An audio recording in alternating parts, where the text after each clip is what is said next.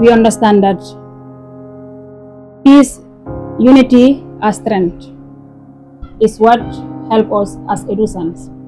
But let me start by saying, I haven't seen division in EDUSA. It is just a section of people or a group of individuals, and those individuals also within the campus, we are okay. We are colleagues, we are brothers, we are sisters in lectures. It is in the political bantaba where the problem is. And as I am sitting here, as your candidate, vice presidential candidate, collaborating with all ministries, right now the problem is I didn't count out the IPRO ministry of the 15th Executive Council and the vice president of the 15th Executive Council. We cannot have two kings in one kingdom. So we cannot have two presidents in one council. There must be a president, the head of the council, then deputized by the vice president. What I have seen and witnessed in the council as a deputy finance minister, where the IPRO ministry is taking orders from the vice president, when the president is live and kicking in the council functioning, the president is among the, let me say, he's the most active and committed, and that's how it should be. I'm not praising him because it is his job as the president. Any activity in the council, in the association, the president is there, is available. He brought partnership to the School of Education.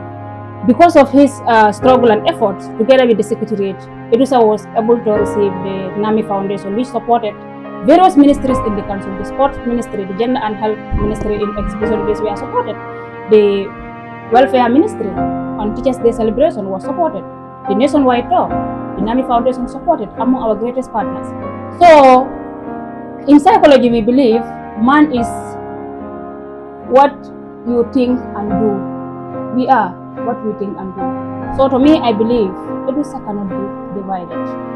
And as loyal servants of EDUSA, we the council members, that's how I call it, the loyal servants of EDUSANs, we are supposed to be. If we are not united, we are not respecting the constitutional codes of conduct. Our constitutional mandate dictates and the code of conduct of the constitution. How do we expect to serve EDUSANs? Yes. How do we expect peace to be in that place? It has to start with the council. Thank you. And now to Honorable Vice President candidate, Honorable Colley. Politicians say that EDUSANs are not divided, according to what they said here. But if you go to the political bantaba, EDUSANs are divided. A lot of things happen there. Now, if you happen to be the next vice president, how can you use your position as the second most powerful person in the council to unify EDUSANs in 3 minutes? Okay, thank you, Seomar. I want to disagree with something here. That is my opponent saying that EDUSANs are not divided. Yes, I will agree to those politicians who came here to say EDUSANs are divided. Yes, EDUSANs are divided, and it starts from the council itself. We've seen the president himself dividing EDUSA. And I can stand and say that in front of every EDUSAN. We've seen the president himself stating flyers having the flyers that have the features of his camp. We have seen ministers from his camp stating their camp flyers, which never happened. Because what I believe in is, as a president or as a council member, according to the constitution of EDUSA, the moment you are sworn in, that is the end. Your relationship with your camp ends there. You are not allowed to partake in any political activities. But we've seen council members from that camp campaigning 24 hours while they are in council. We've seen them in the political bantaba where they send messages. I've seen the president send a message saying, let's go to the political bantaba and make noise. What type of noise are they? We were there uniting EDUSANs, and we were there busy telling people, let's go to the political bantaba and make noise. What type of noise? We've seen the Auditor General sending a welcoming message at the political bantaba. We've seen the Finance Minister, his boss, my own brother. And we've seen a lot of them. Even the Education and Research Minister, I would be happy if he was here. And we brought all those things to council so that, we should set examples. We should make EDUSANs know that We are not there for any camp. We should serve. We should unite. We should unify. As the welfare minister, I have conducted series of activities, and even my activities, those are activities that were meant to unite Edusans.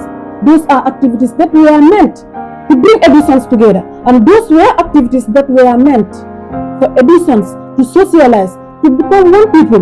But this was what? Some of the ministers from their camp even boycotted those activities. In fact, my biggest surprise, the retreat, which was council's major activity. In fact, that retreat, I want to make it clear to every Edusan and every politician coming here, anybody vying for any position, to know that retreat is not a policy.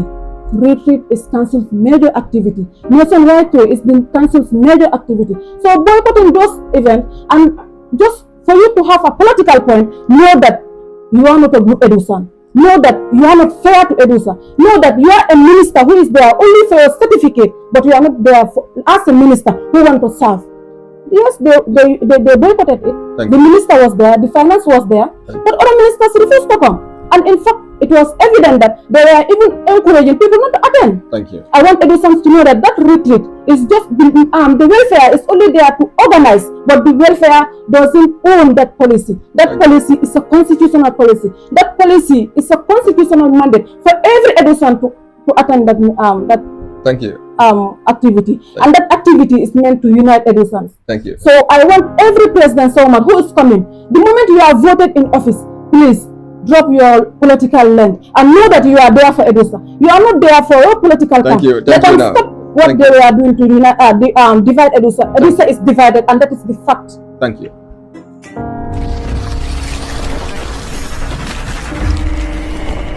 If you look at the Constitution, Section 8, which talks about neutrality, and this neutrality has to do with everything that we are doing, not only what we are saying, but what we are acting on. What you witness, we say all those things. We have seen in EDUSA platforms where the Renaissance sent political flyers. It was there for until the following day, 12 hours. Then MyCam sent, that was just a play. They sent a political flyer. Immediately, the message dropped. The deputy IPRO ministry deleted all of them. Where is that neutrality? When we all are council members. And I have seen the IPRO minister equally posting his hoping success, or let me put it that way. He is the IPRO candidate for Team Renaissance. Why? He is also a serving council member. Why? Why did he do it? This is why I said it has to start within us. I said it here. It is the council, us the loyal servant of Edusans. It has to start from us. When Edusans are seeing all those abnormalities we are doing, after we read the Constitution belongs to everybody in the Edusa, not only the council members. Edusans need to understand. Edusans need to understand the type of leaders they have in the council. I have never put SSC camp flyer on my status since I became the deputy finance. I started it the moment I took a leave of absence. In fact, I almost forgot it until the second day I started, because it's like I'm not even used to it. I will not talk about flyers or all, because I've already got rest on that. The support that my sister here is saying, my political opponent, my dear sister, you remember when we came to office, our first policy, our first council activity was the student week. And the student week, so the budget went up to 39,000. And his boss here, her boss rather, sent 11,700. Selma, I was the one who pre-financed that student week. From there, through my sales and t-shirt sales, I was able to pay that money, that 39,000. Subtract, you are the finance, subtract and know how much went for the student week. You understand? Selma, the t-shirt sales, the printing of the t-shirts, when I contacted them, they said at that time we don't have access to our account. And the demand was high. People were requesting for their t-shirts. What I did was, I collaborated with Ibucham. I called Ibucham and explained to him. Ibucham gave me the money. It was $10,000. I went to collect the t-shirt with Ibucham. Finance didn't give me that money. Remember, I sold the t-shirts. From that profit I made, I returned Ibicham's t-shirt. Then from there, that was the time they came in, when they knows that I've already proceeded with that t-shirt printed. You understand? Coming to the face of EDUSA, the same student week, Selma, I raised 22,215. The time is up for answering questions. So my sisters telling me that if time permits me, I will buttress on everything that happened in my ministry, and maybe I will have time. Yes, I will give you time. I will refer every EDUSANS to go to the convention. The convention, and also to the financial report.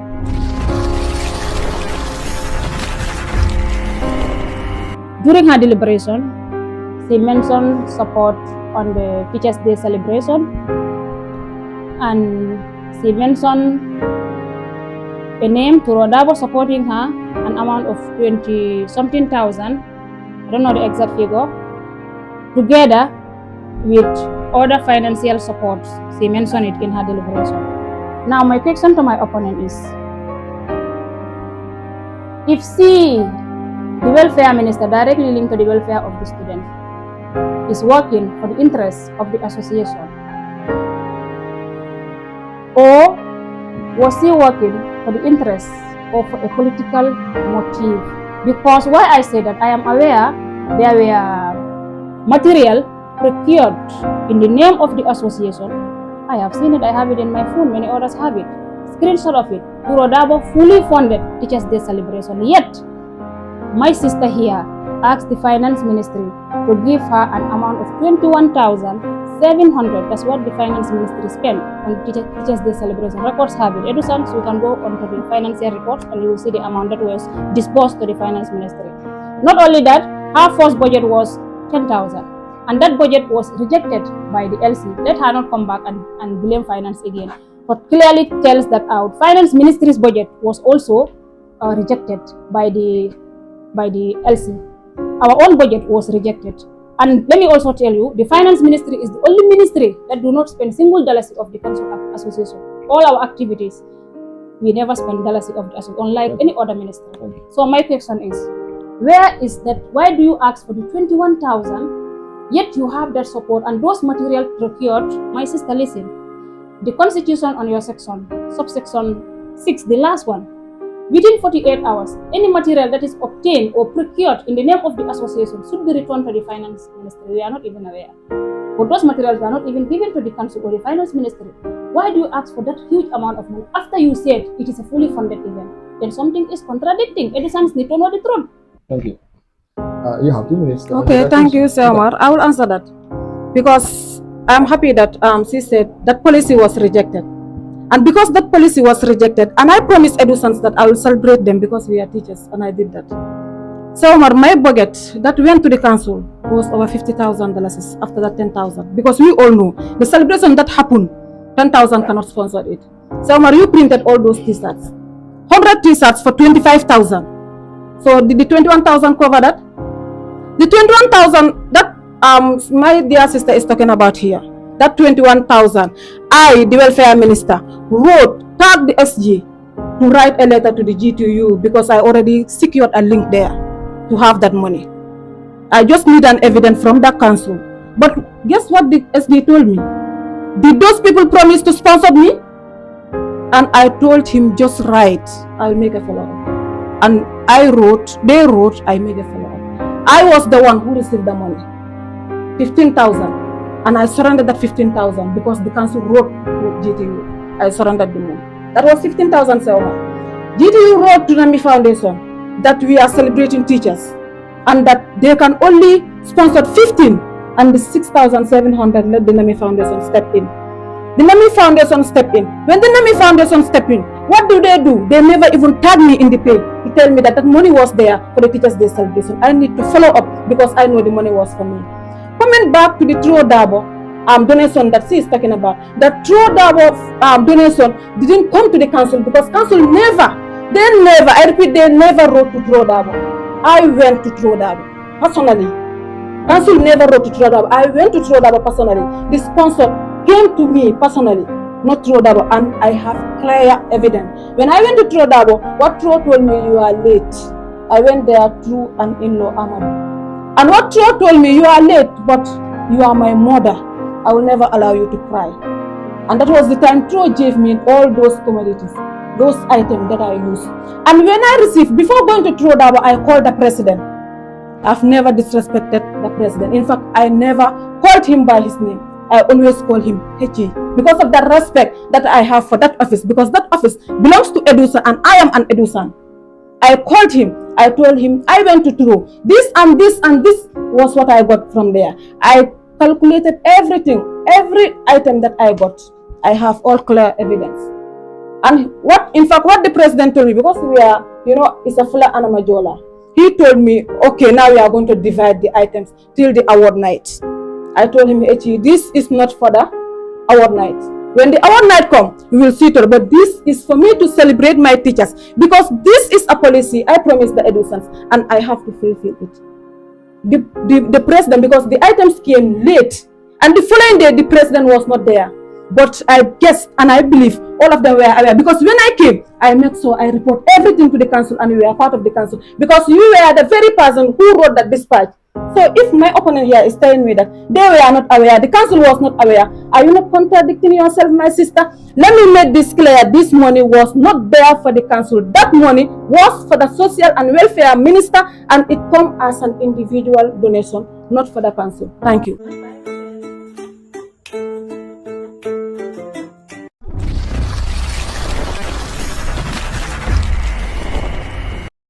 Good afternoon to our viewers across the Gambia and to the student joining us live. Welcome to Fine TV Farato Studio. I am your moderator, Sheikh Omar Fati, IPRO 15 Executive Council.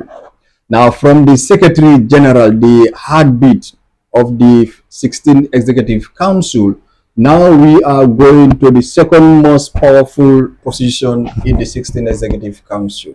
This position is not a child play position, and is a position that's supposed to be handled by the level-headed individual. Because remember, according to the Constitution of EDUSA 2022 draft, if the president is no more, is the vice president that is going to take the full responsibility of the executive power. So therefore, if you are selecting anyone to become the vice president, remember, you are also choosing the future president in case if the president is not able to function as the Constitution says. So this person will serve as the second in command, and at the same time also, if the needs arise, the person is going to be the president of the 16th Executive Council. So therefore, EDUSAN should be wise enough and listen to their policies and program and choose the right candidate for the job.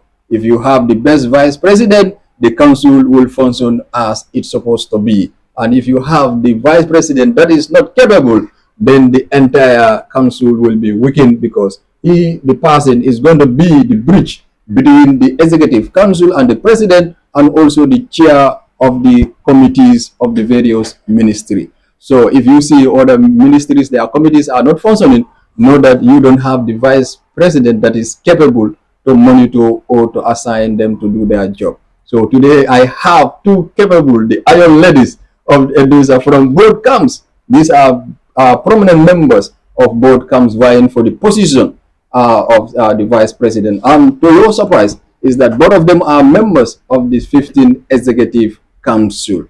So they are from the two camps, that is the Schools Student Service Council, that is SSC, and Team Renaissance. So now I will give them the opportunity to introduce themselves. I will start with the candidates on my left hand side. Honorable, the floor is yours.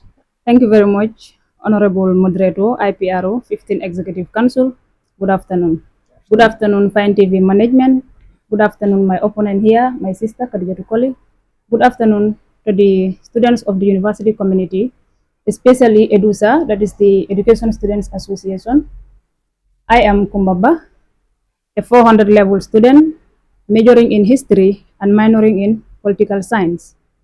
I am vying for the position of the vice president in the forthcoming EDUSA election under the banner of the mighty Student Service Council. As we all know, Vice presidency is not just a title, it's a responsibility to represent the general welfare of the students in the association. Therefore, I am here prepared, ready to serve the interests of the association and of the entire EDUSANS as a whole. Thank you. Thank you so much. That is Honorable Ba for that brief introduction. And now to the candidates on my right-hand side. Honorable, you can introduce yourself. Greetings, viewers. Greetings, EDUSANS.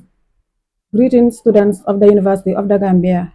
And greetings to Fine TV. I am Khadija Tukoli. As Prof. rightly said, the Iron Lady of EDUSA. Greetings to my humble brother and also the IPRO of 15th Executive Council, our triple engine. I am an English major and a minor in public administration. I am vying for this position, that is the vice presidency, under the banner of Mighty Team Renaissance. And the vice presidency is an office which is the second highest office in EDUSA, and it's an office that should also be respected. It's an office that should be there if the if the president is not available. So, dear EDUSANS, I greet you all and thank you for following. Thank you so much. Those are the two candidates that are vying for the position.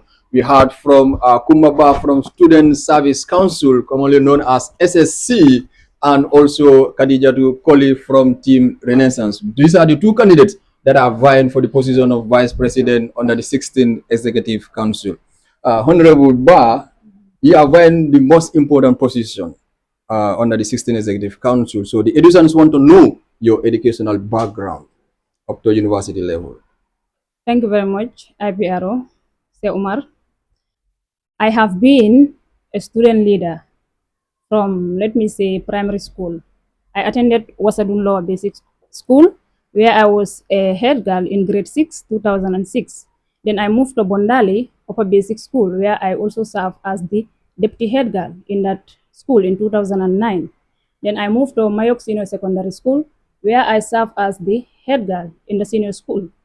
And all these portfolios were based on merit and character. From there, I pursue my advanced diploma in education at the Gambia College, where I major in SES and English language. And I was also a participant or a member of the SES Club Society in the Gambia College, and we have embarked on nationwide tours. And then I am a certified SSC Society Committee member at the Gambia College. From there, I moved to EDUSA, the university, precisely EDUSA, that is the Education Student Association. And there I have served in different capacities since my inception in the UTG. I have served various ministries at committee level. I have participated in student executive ministries activities, especially under the welfare ministries. I took part when I was not even a committee member in one of the welfare's ministry. Under Bintaso, I served as I took the role of a bride under the plus marriage traditional ceremony. Okay, so in the 14th Executive Council also, I serve as a committee member under the Gender and Health Ministry. And we all know the Gender and Health Ministry in the 14th Executive Council was among the highest performing ministries. And who don't know Elizabeth in the School of Education? I served in that committee. I took part.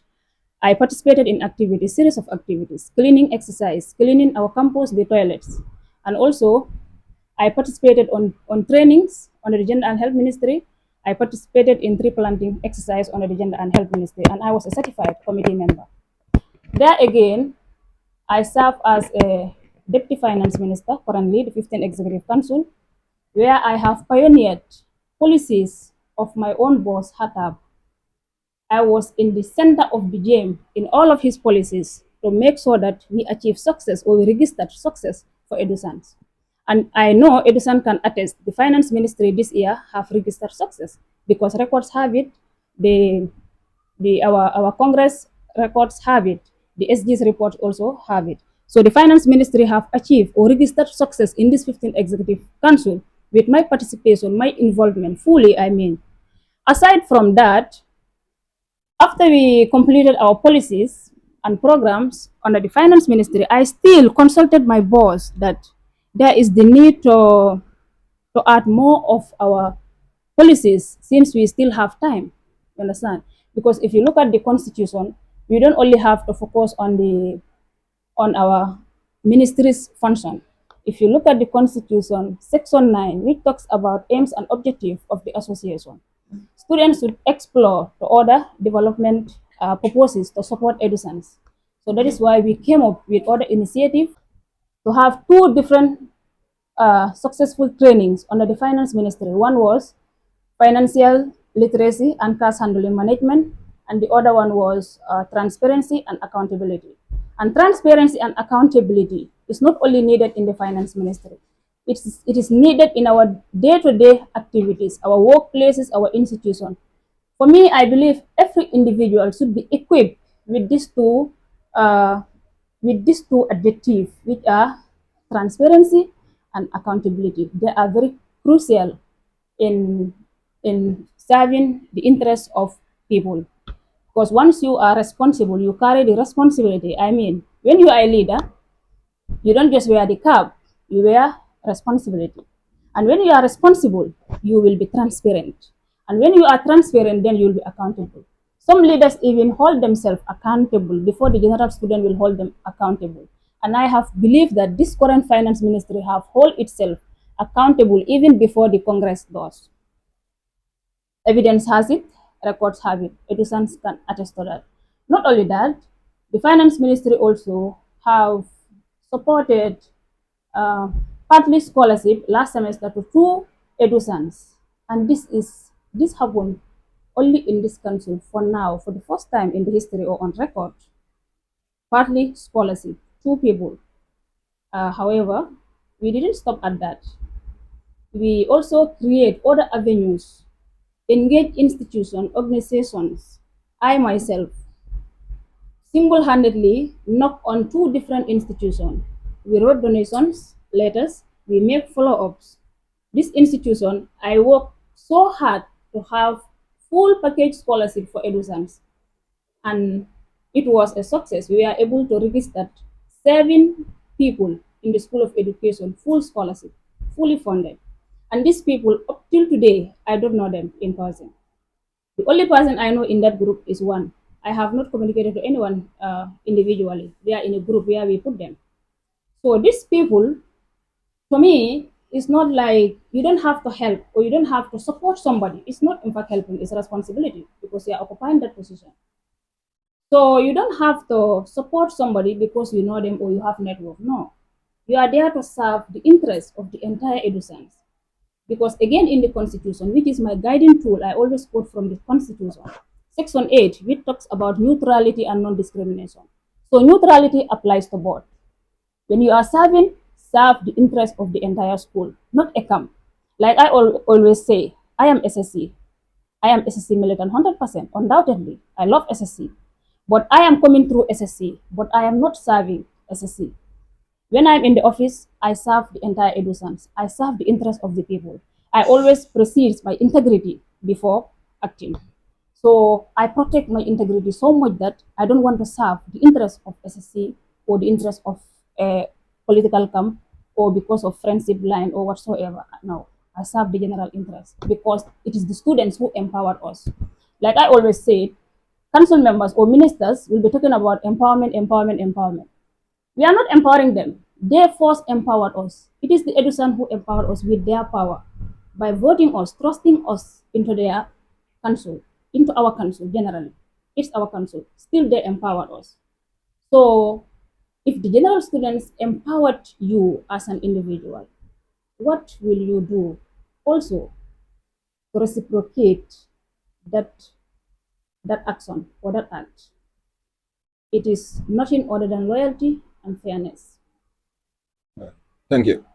Thank you so much for that track records and the educational background. Now to Honorable Coley. You can vying for the position of the vice president is the second most important position in 16 executive council, and the Edusans want to know your track record, your educational background. Now the floor is yours. Thank you very much, Sir Omar Fati. As I said, I am Khadija Tukoli. I attend Brikama Lower Basic School, Brikama Junior Secondary School, then Nusrat Senior Secondary School, where I graduate in 2006. I started the Gambia College in 2009 and graduates in 2012. And again, proceed for my HTC primary, where I graduated in 2018 and joined the University of the Gambia in 2022. Coming to my track records, I was the senior mistress of Manduar Lower Basic Block 2. I was a mentor of national language at Brikama Lower Basic 3123 in Jola and Mandinka language. I served in the Welfare Ministry 14th Executive Council under the leadership of Binta Sow and Basi Mane, where I achieved a lot. And again, it's not a surprise for EDUSANs because many EDUSANs know what I did in that ministry. I started the policy of daily sales with my boss, and it was a policy that I brought in that council. I take part in the 14th Executive Council nationwide tour, where we accommodate faith students across the country. I am the current minister of social welfare, and in that ministry, I achieved a lot also. For the first time in the history of EDUSA, I was able to raise over $70,000 for fundraising. I conducted luncheon sales, 2 within EDUSA and 2 outside EDUSA. I continue with the daily sales, that is the policy that we started in the 14th Executive Council with my 2 boss. I continue the same legacy and raised a lot of fund in that. I also continue the t-shirt sales that I started with my former boss, Binta and Basi. And for the first time in the history of EDUSA, teachers were celebrated under my ministry. And that Teachers' Day celebration was a policy which was rejected by the LC, but I took it upon myself to knock on doors, go to GTU. I went to different organizations, institutions for support, and later on I went to Mamadou Tro Dabo, where I got the support also for the Teachers' Day celebration. During the Teachers' Day celebration, I printed 100 t-shirts for EDUSANs for free, and I raised funds more than 50,000 for that Teachers' Day celebration, and also the donation from Tro Dabo also was around 21,500 sponsored that we got from Tro, that helped us in the Teachers' Day, the success of the Teachers' Day celebration. I also rebrand the Cultural Day, which was also a success in our time as ministers. We went for the nationwide tour, which was also organized under my ministry as the Welfare and Culture Minister. So, coming to my position, vying for the position of the presidency. The office of the vice presidency have a relationship with the welfare ministry, because the office of the welfare ministry work directly with the office of the president. The office of the welfare is responsible for organizing social activities in EDUSA, and the office of the president is the head of the organizing committee. So EDUSA, this is not an office which is a strange, where I am a stranger. I am no stranger in the office of the vice presidency, but I am someone who is coming with vast knowledge to this ministry. I am someone who is coming with vast experience. I am someone who is coming to deliver. I am not here to learn. I don't come to the vice presidency because I came to learn, but I am here to deliver what I experience. I am here to deliver what I already know about the ministry, because I have the know-how of that ministry. This is a ministry where I have served with the president, vice presidents of the 14 and the 15 executive council, because all the luncheon sales that I conducted, whether inside EDUSA or outside EDUSA, I did it with the current vice president, and also the ones we did in the 14th executive council were also done with my former VP, who was Anna Manga. So the office of the vice president is not something new to me, because these two ministries have been working together and our functions are the same, and also we did a lot. So I am here only to deliver what I already knew about the vice presidency. And EDUSANS, I am here to serve you. EDUSANS, I have served you. I have been a servant of EDUSA since day one. All the names that I acquired in EDUSA are not names that I just wake up one day and have them. They are names that I got from day one. I got them because I've worked for them. I got them because I've served EDUSA. So vice presidency is not an office where I am just coming to occupy, but this is an office where I'm coming to deliver. Thank you very much. Thank you so much for that brief down. And EDUSANS, your vice president have a rich, track record and educational background. Yeah, you can attest to that. I was listening to both of them. So now is your opportunity to select the best candidate that is going to serve you under the 16th Executive Council. Now, to Honorable Ba, we have 16. We have different, almost 11 different positions under the 16th Executive Council. But why are you vying for the position of vice presidency? You don't go for any other position. But why vice president on the 16th Executive Council? In 1 minute. Thank you very much, Honorable IPRO. My experience or my expertise, capability is not limited to only finance. I have served as the Deputy Finance Minister in my capacity, and I have executed all what is expected accordingly in the Finance Ministry. However, looking at my track records and my engagements in previous institutions, because I always quote from Lumumba's quote. He said, if an individual can sit for an hour to explain all his achievement, that means you have done nothing. I haven't discussed all of my achievement, perhaps due to your time frame, but all the experience that I have gathered are more of administration than finance.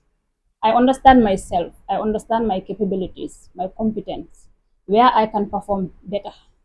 And also, you have to understand that when I was coming as the Deputy Finance Minister, I didn't come through election. I was not elected, but appointed. But here, I am coming as a candidate. That is why I am vying for the position that I know I can serve the EDUSANS. I can give them the support. I can represent EDUSA to the best of my ability with every fiber in me. That is the vice presidency. My alignments are more of leadership, administrative skills than finance. Yeah, thank you. I am a history major, again, to add on to that.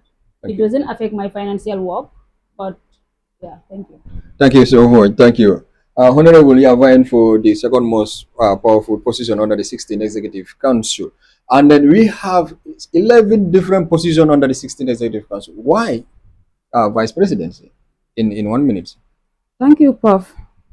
The reason why I vie for this position is because, as I said, I have vast knowledge in this ministry. This is a ministry I've worked directly with from the 14th to the 15th. And remember, the constitution of the EDUSA said, Section 19, the function of the welfare minister. Subsection 2, the welfare minister is responsible for the general welfare of EDUSA and also its guests in consultation with the vice president. And if you go to the responsibility of the vice president, Section 14, it also said the vice president is responsible for is the head of the organizing committee. And also the welfare minister, subsection 3 of section 19 said the welfare minister is the organizer of all social activities. So looking at that, you will realize that the welfare ministry, Sir Omar, has a relation with the vice presidency of EDUSA. So we work together. We were no strangers to each other. This ministry is a ministry I know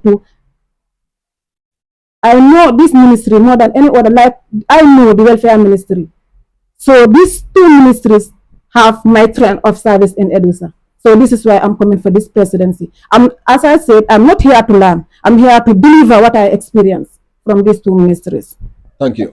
Thank you so much. Honorable Ba, you are able to convince the Student Service Council, that is SSC, that's why they select you to come as the vice president candidate, because of the reasons that you mentioned here for vying for the position. Now, I'm going to give you 2 minutes to convince your sister here.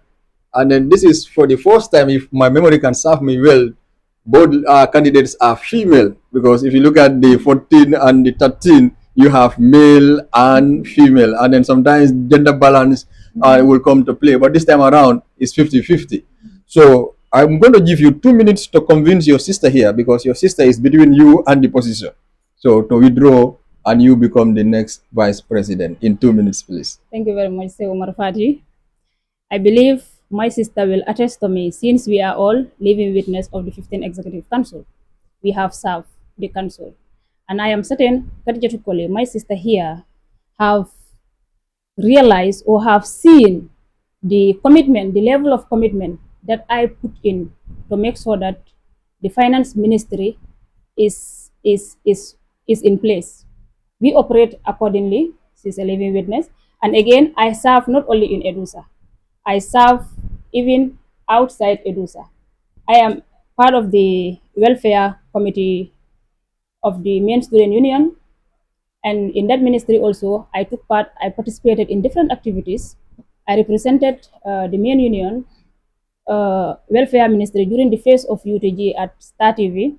I also helped to facilitate trainers on 3 different teams or areas, which my opponent here was a beneficiary.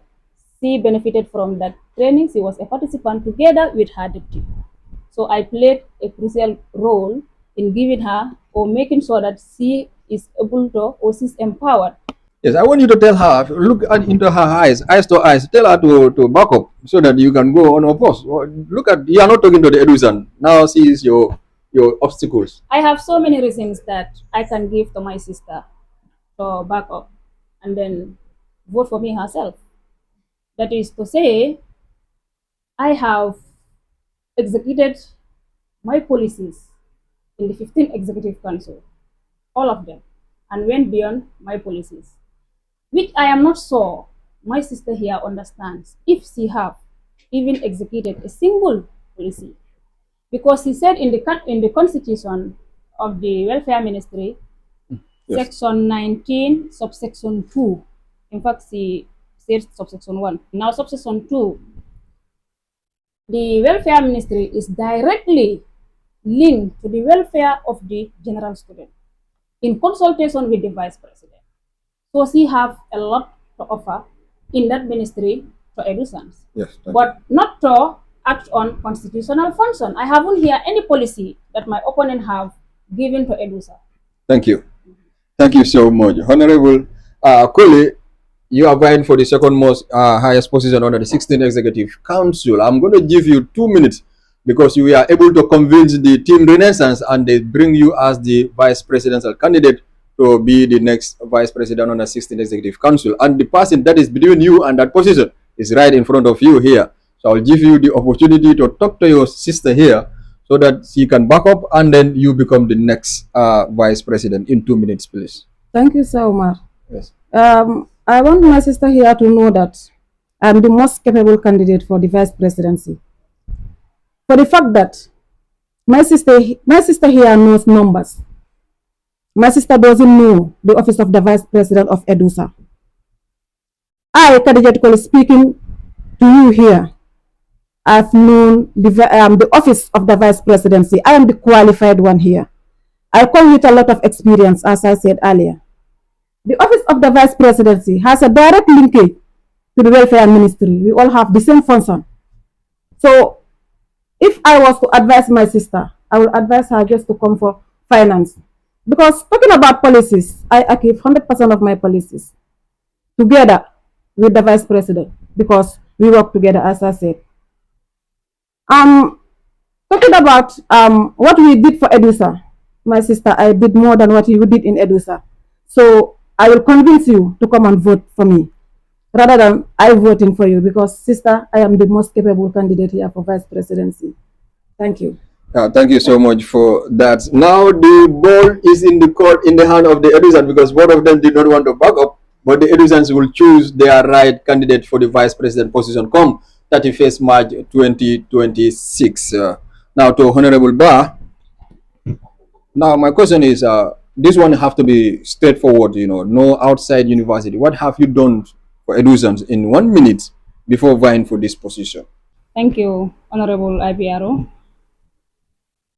Like I said earlier, if an individual can spend 1 hour to explain all your achievements, that means you haven't done anything.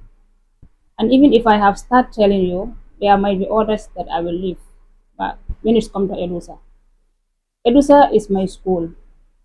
EDUSA is a pride that I wore. Anywhere. So I have served EDUSA in different capacities. I already said it here. Since I was not a committee member, I was taking part in EDUSA activities. And don't be surprised, I even entered the field and played football for EDUSA when I am not even a footballer. But the love for the association made me enter that field to play football for EDUSA.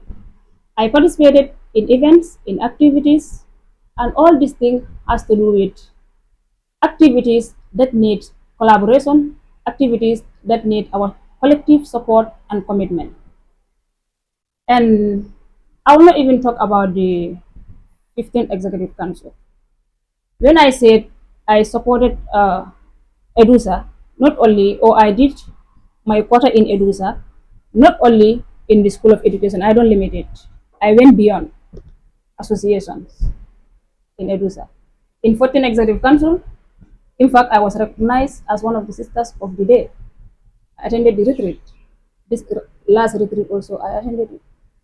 So I am in the forefront when it comes to EDUSA. EDUSA is part of me. Thank you. The Edusans are watching, and the EDUSA is part of her.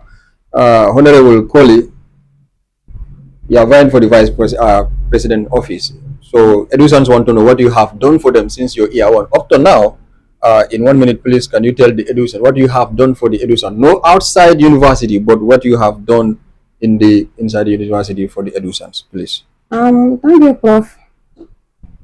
It's like I am coming back to what I said this earlier on. Kadija here is a household name in EDUSA because I've started serving EDUSA in my year one. I went to the nationwide tour where I cooked from Farafenye back to Bikama. Last year, the same thing. I conducted sponsored work for the association. I have raised funds for the association. For the general welfare of the students, I have conducted series of social events where students participated to come together and socialize and unite. I did all that to Edusans. I've been there supporting students, which I cannot say here, but I've done a lot for EDUSA, especially in the welfare, the position of the welfare ministry. Welfare is part of me, and welfare is what I know. And because I've served in this ministry and I've done a lot for Edusans, and I have conducted series of activities for EDUSA, whether in fundraising, whether in socialization, whether to unite Edusans, I've done that 6 in the 14th Executive Council. So this is what I did for EDUSA, and I believe I created a lot of impact, and I brought a lot of impact for EDUSA, because Kadijatu is EDUSA and EDUSA is Kadijatu. I've known nothing at the School of Education or University of the Gambia rather than serving EDUSA, and this is what I believe in because of my love for EDUSA. Thank you. Yeah. Thank you. Thank you so much. Honorable, the most asked question that they sent to me when I see your flyer to all the platform under the Education Student Association, that is 15 Executive Council, and I received so many questions, and this question is directly from the EDUSANs. They said you serve on the 15 Executive Council as the Deputy Finance Minister, and then the SSC, that is Student Service Council, select you to come and represent them as the Vice President candidate to go and serve under the 16 Executive Council. The question now is that you should not come because you already served on the 15 Executive Council. You should have given the opportunity to other members of the SSC so that they also come and serve. So what do you have to say in this in 2 minutes? Let me start by saying good is never enough. Anything that is good is never enough. And again, I served the 15 Executive Council, not because I came prepared this time. I think I said it here. I didn't serve the 15 Executive Council on election or ballot box. I was appointed by Hatab, my boss, who the EDUSAN Trust empowered and voted. He appointed me as his deputy finance minister of the 15 Executive Council. So now I am coming as a candidate, not SSC. I have the passion. My goal is to serve the interests of EDUSANs, to represent their voices, fight for them, fight with them to ensure that our common challenges are addressed. And also, I am not brought by SSC. I want to contest as the Vice President under the banner of Student Service Council. So Finance Ministry, I was an appointed deputy, but not on ballot box. Thank you. Thank you so much for that. Honorable Colley, after sharing the policy debates on all the platform under EDUSA, and we received so many questions that you serve on the 15th Executive Council as the Social and Welfare Minister, and then Team Renaissance select you to come and serve them and represent them at the council in the 16th Executive Council as the Vice President. But they say that you should not come, and then they should give chance to the others because you already serve on the 15th Executive Council. What do you have to say in this in 2 minutes?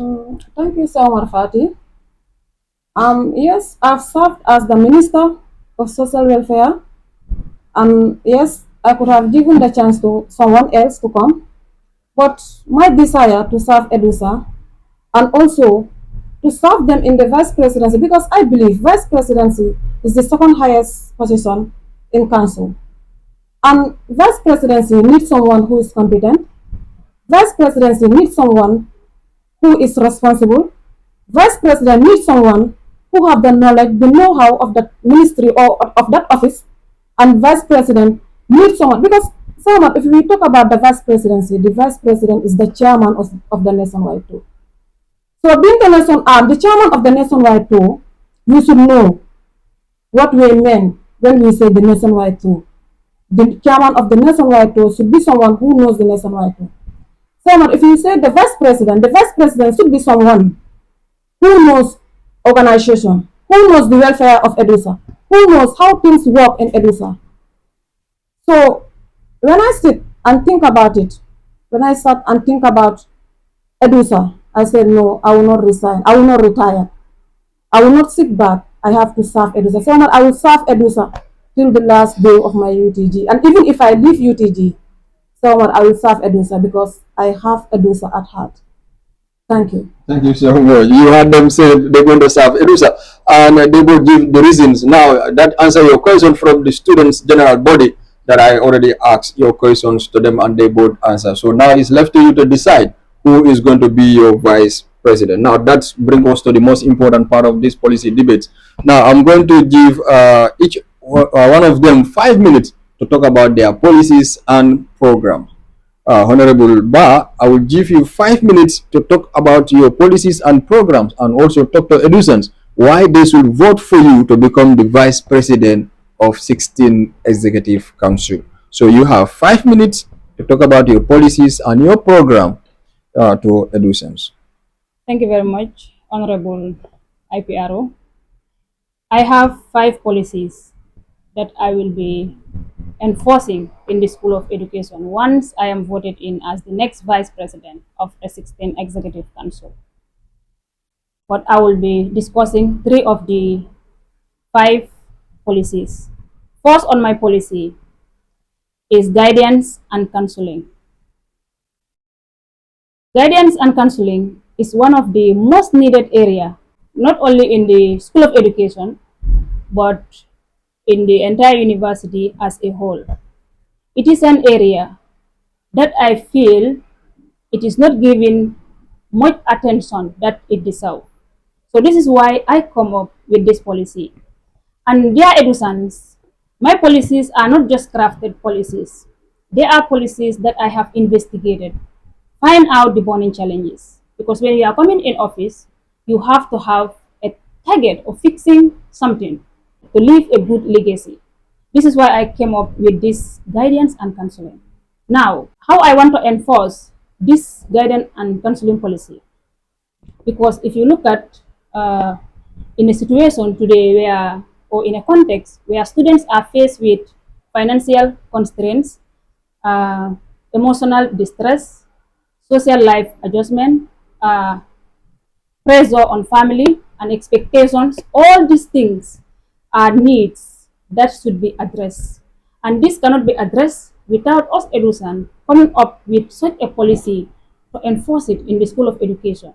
Now, how I want to do this or enforce it in the School of Education is going to be in 2 forms. One, I will have a task force committee within the School of Education. When I said I have investigated about it, I got all the details that I needed regarding this policy.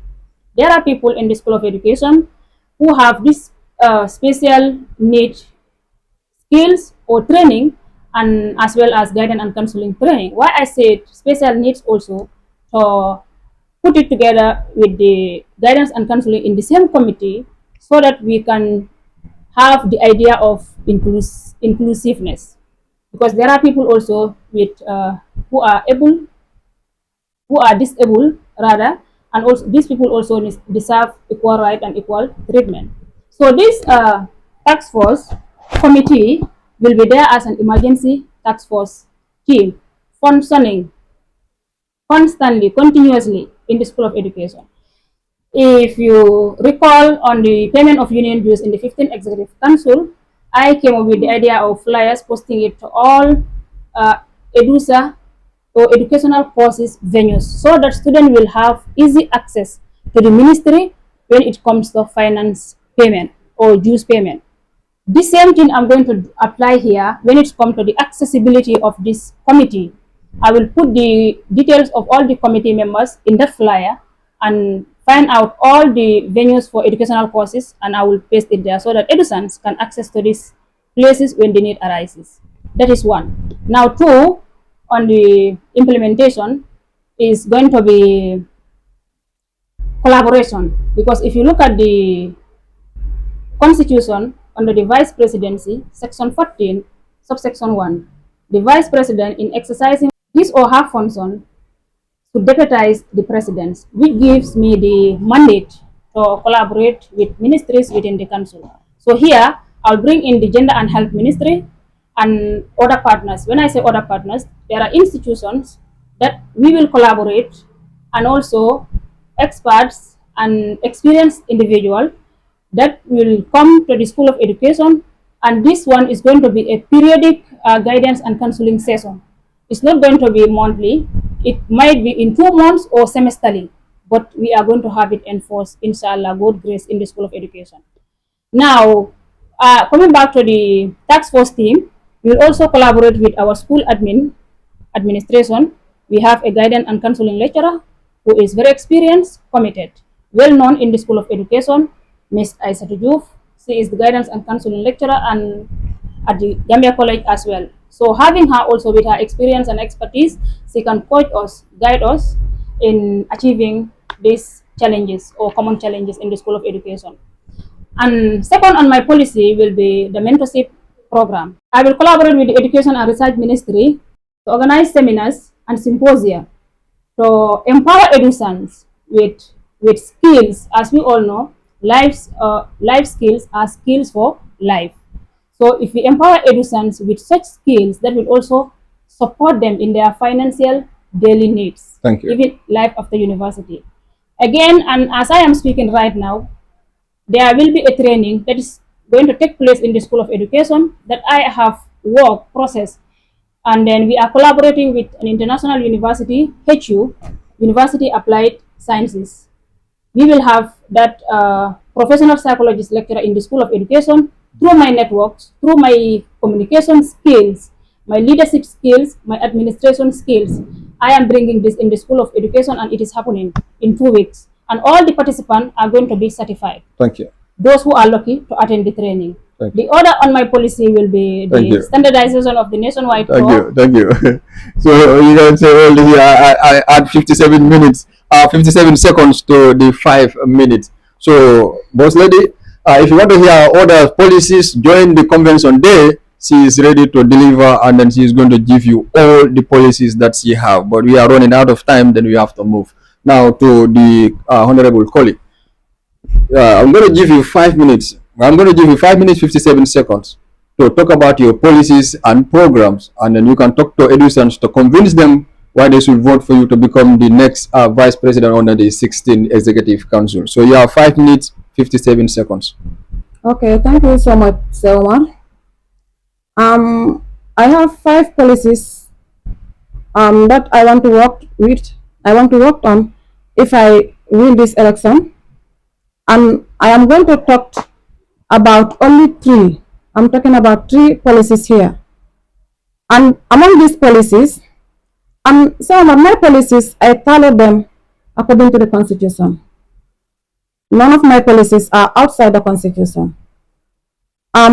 The Constitution, the responsibility of the Vice President, Section 14, subsection 4, says the Vice President, in consultation with the faculty officer, is responsible for the orientation of new intakes. So, Summer, my first policy is going to be that rebranding the orientation of new students in EDUSA. I will make sure that I welcome the new students so that they will know that they are part of a family, a united family. They are part of a school, a big school, the mother of the University of the Gambia. I will make sure I create booklet, clips, pages, where we will have these new intakes, orientate them, motivate them that they belong to a family, and to make them feel comfortable in School of Education. And that is my first policy, which is rebranding the orientation of School of Education. And in doing that, I will collaborate with the Education and Research Ministry and also the IPRO Ministry for creating pages, video clips, and also booklets, so that the new students, they will learn and know their area of studies, the courses that they should choose, the number of courses, their majors, minors, will guide them in doing all those things. And second on my policy, the nationwide tour, which is the major activity of the Vice President, because the Vice President is the chairman of the nationwide tour.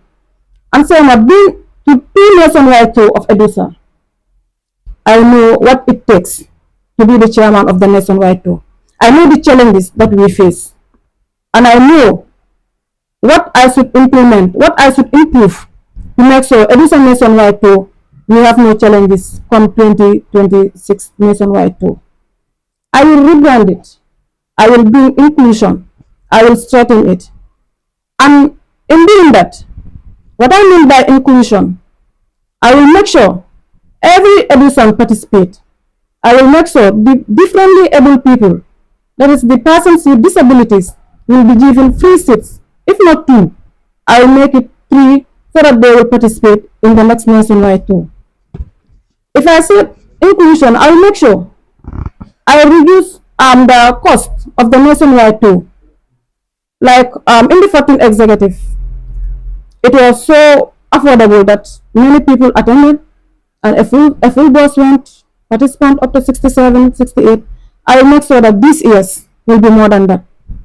Because if I can feed EDUSANs for 2 nationwide tour, I believe I can do more than that when I become the chairman of the nationwide tour.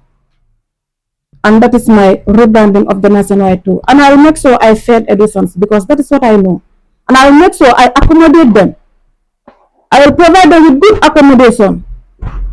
I have to take this opportunity to thank my former VPs, the ones I work directly with during the 14th and the 15th Executive Council.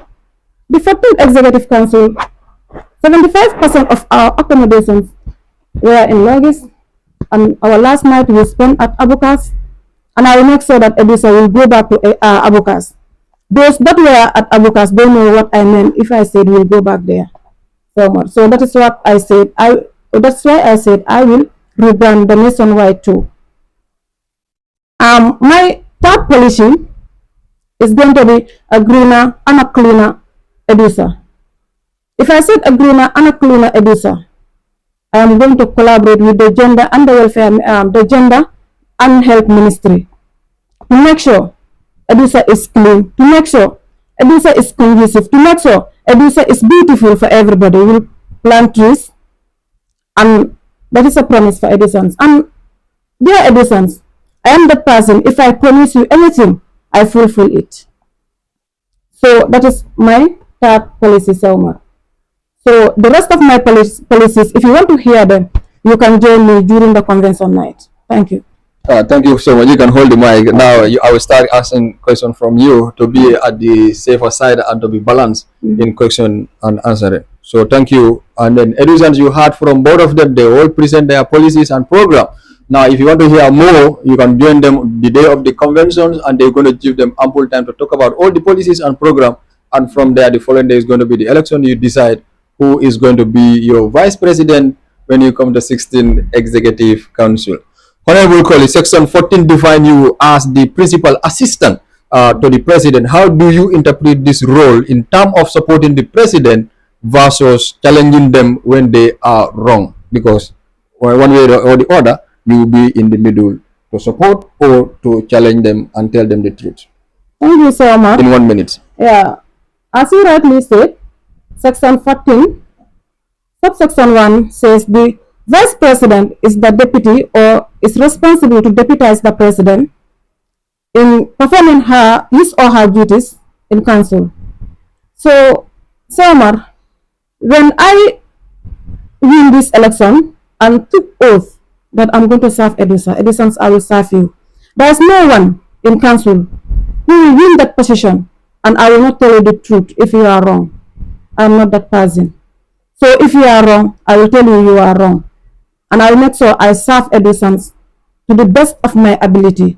I will never violate the Constitution. The right that the Constitution gave me, that's the same right I'm going to use to challenge the president if the president is wrong. So I can tell you, I am a woman king. I don't fear anyone. So I will tell you the truth. Yeah. Remember, you are talking to the president, and president is your boss. So how I know the president is my boss, but the same right that he has, he is voted by the EDUSANS, and I'm too voted by the EDUSANS. The Constitution gives the president all the powers, and the same Constitution gives me the powers to deputize him. So if he is wrong, I should be the person to correct him and tell him the truth. Thank you. So I will do that. Thank you so much. Honorable, Section 14 define you as the principal assistant if you are elected as the vice president. How do you interpret this role in terms of supporting the president versus challenging them when they are wrong? In 1 minute, please. Thank you very much. I will do both. I will do both according to the Constitution, because the Constitution says it clearly in subsection 1. In deputizing the president, you have to support him. You have to collaborate with him. You have to have these listening skills and communication skills. First, try to understand the type of person you are dealing with, and that is not my problem. When it comes to psychology and understanding human beings, I understand people, and I know how to communicate to people. I know how to move out or to carry out my function without the interference of any council member, because I have done it many times, even before EDUSA, and now EDUSA I'm doing it, and I will continue doing it for EDUSA. Mr. Fati and dear EDUSANS, authorities and authority figures deserve respect. If we disrespect a president, it's like to me we are disrespecting EDUSANS. If we disrespect the Honorable Welfare Minister, is, to me, we are disrespecting EDUSANS. Why I say this? Because it is the EDUSANS that voted these people into office. It is the EDUSANS. I did not went on polls for election, but they went. So disrespecting them means that you are disrespecting EDUSANS. So authority heads and figures deserve respect, but no interference. I mean, when it comes to anything that does not or has nothing to do with the constitution, I am not in support. But remember, yeah, we are talking about the president, and president is your boss. So it's not easy to tell the president anyhow you want to talk to the president. Yes, but the truth is still the truth. No matter how we decorate it, it can never change. It stands. So I will rather stand with the truth than decorating it. Thank you. Thank you so much. So EDUSANS are watching and they will have the opportunity to select their vice presidential candidates. Honorable Kole, every 16 executive council member must have a legacy. What is your primary goal that you want to be remembered for if you are elected as the vice president? In 1 minute. Thank you so much. But I want you to know that already I left a legacy in EDUSA. Already my names are in the history books of EDUSA. So, like, I'm just only adding to what I did to EDUSANS. So, leaving a legacy is not easy. You don't achieve it in one day. So, I can tell you that I'm coming in just to have a legacy in the 16th Executive Council. But I'm coming in because I already have a legacy. And adding to my legacy is giving the EDUSANS the best nationwide tour this year.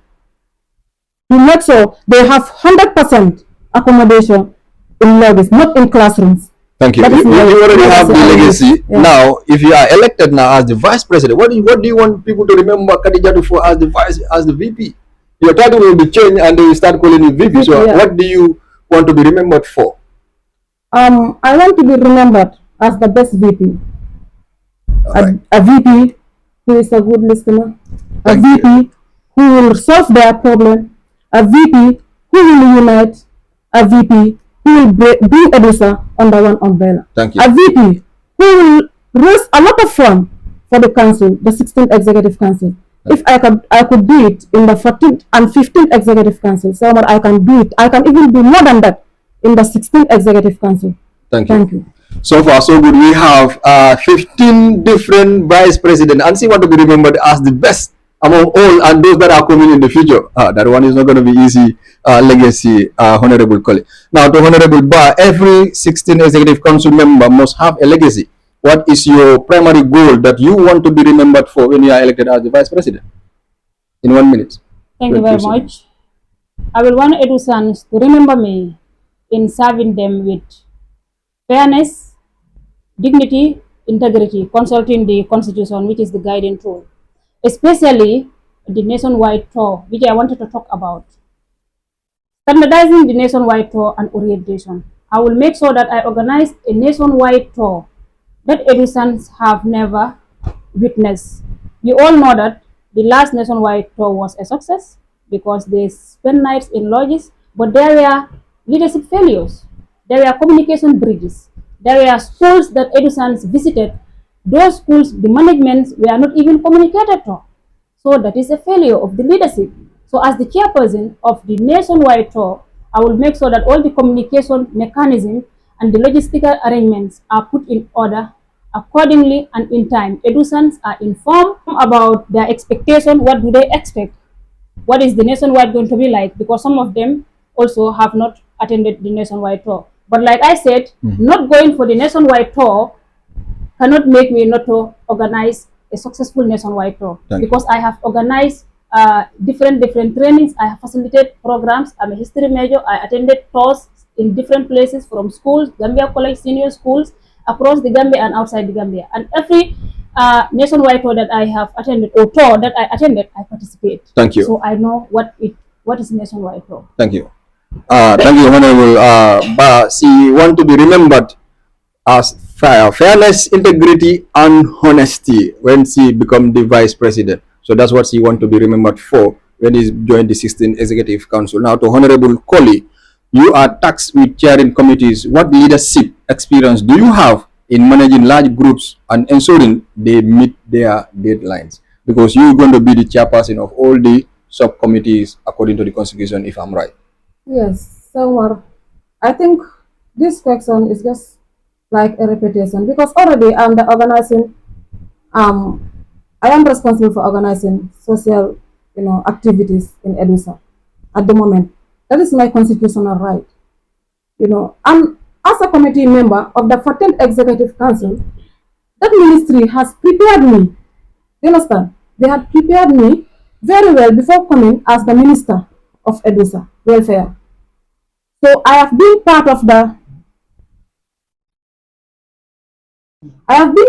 organizing committee. I have been organizing events. I have organized the Face of EDUSA. I have organized the Student Week. I have organized the nationwide tour and a lot of things, a lot of other activities in EDUSA. I have organized the most successful Teachers' Day celebration and I have organized different fundraisings. So, Salman, am I here to learn? I am not here to learn. I came with vast experience of that ministry. Thank you. So it is not new to me. So being the chairman is like I am going to just implement what I've started. I just continue what I've started, where I stopped as the head of the organizing committee. Thank you. Honorable Ba, if you are elected, you are going to be tasked with chairing the committee. What leadership experience do you have in managing large groups and ensuring they meet their deadlines? In 1 minute. Thank you very much, Sir Umar Fati. I think my political opponent do not understand the difference between being a welfare minister and being a vice president with administrative skills, I mean the managerial skills, to be able to put in place all those mechanisms or pedagogies needed to address our needs at that time. So, like I said, I have attended management leadership training skills and I have facilitated training on the same thing. Just recently, I facilitated one for my district. I am the education project and training officer of my district, West Coast, Fonyi Jaro District Youth Committee. So, and I have been pioneering organizations, I mean trainings in the School of Education under the 15th Executive Council Finance Ministry. All these trainings conducted under the Finance Ministry were pioneered by me from the beginning to the ending. My boss did not even interfere. Thank you. Thank you so much. Honorable colleague, we are running out of time and then I have to be strict with the 1 minute time given to all of you. Now, section 14 stated that you are responsible for orientation, and we all know orientation is very, very important. And this time around, all the orientation is going to happen in Faraba Banta. Now, being the main hope, how will you modernize orientation to ensure that new students are actually logistically supported when you are elected as the vice president in 1 minute? Okay, like I said, I think it is part of my policies, and I read it here, that I am going to rebrand it. I am going to make sure I create a page where I will add all these new students. I will make sure I create clips to direct them on their course registrations. I will make sure I create booklets where they will choose and know the GRs they want to do, their majors, minors, and what is supposed to be done. I will make sure they are comfortable in the School of Education. I will make sure they know that they are part of a family, a united family, a matured school, a school that is very conducive for learning, a school that is very friendly. So I will make sure I will welcome them. I will welcome my new students, make them comfortable in School of Education. And that's my number one priority as the Vice President from 16th Executive Council. Thank you. Honorable Ba, Section 14, if you are elected as the Vice President, will give you the responsibility to organize orientation inside Faraba Banta. And how will you modernize orientation to ensure that new students are actually logistically supported when you are elected as the Vice? In 1 minute, please. Thank you very much, Sir Omar. The fact that you mentioned a ministry, and as the Vice President, I will collaborate with that logistic ministry to make sure that all the logistical arrangements are put in place and on time. You understand that there is a process in accessing the logistic needs or materials. So I will work ahead of time to make sure that logistical arrangements are put in place. And again, it's one of my policies. My second policy I wanted to talk about, time did it permit me, mentorship program. All my policies, I'm going to enforce them in two different ways. The mentorship program, I talk about peace building initiatives in collaboration with the Education and Research Ministry, and of course, having a platform for new intake. That is the first mechanism that I want to enforce when I have this mentorship uh, policy implemented in the School of Education. And this platform, why? Like I said in the beginning, policies, you don't just craft them. You find about the challenges, the burning issues in the School of Education. And these new intakes need the guidance, need the coach, need the supporting. And I have been even doing that before coming as a candidate for the position. Thank you. You can keep the mic. I will give you the second question. Section 14 states that if you become the vice president under the 16th Executive Council, in the place the president is no more and the president cannot function anymore, are you in the position to become our next president if the president is not there? Very well. In 1 minute. Very well, I am in the position. I am aware of the constitutional mandates before vying for the position of the vice presidency. So I am more than ready and prepared to be the next vice president or to take charge of his position in his absence at any time for EDUSA. Thank you. Thank you so much. Honorable colleague, the same questions to you. If you happen to be the next vice president, the Constitution, especially Section 14.2, says that in the absence of the president, you going to be the president. Are you ready now to become the next president if the president is no more? So, thank you. But I want to assure you that I am ready. I am 100% ready to assume that office if the president is absent, because I have the knowledge of being the president of EDUSA. I have the experience. I have worked with two councils. And working with these two councils doesn't only limit me to being the welfare minister or a committee member of the welfare ministry, but I have a vast knowledge of all the ministries of EDUSA, including the office of the president. So I see no reason why I will not be prepared, but I am 100% prepared, EDUSA, to assume that office if the president is absent. Thank you. Thank you. So that is a good. From both of them, they say that they both are ready in the case that we don't pray for it and we don't want that to happen, except in the positive course. If the president is no, both of them say that they are ready to become our next president. Who knows? They will be the 17th president of the Executive Council. So now that will bring me to my final question before I give them the opportunity to ask each other or to correct whatever they have during the campaign and what they have said here today.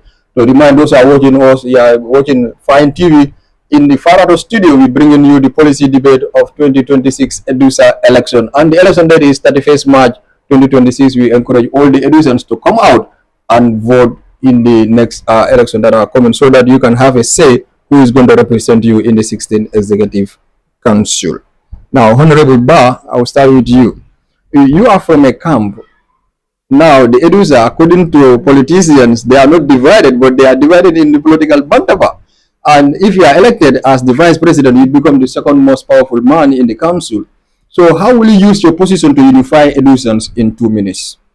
Thank you very much, Sir Omar, for that wonderful question. We understand that peace, unity, and strength is what help us as EDUSANs. But let me start by saying, I haven't seen division in EDUSA. It is just a section of people or a group of individuals, and those individuals also within the campus, we are okay.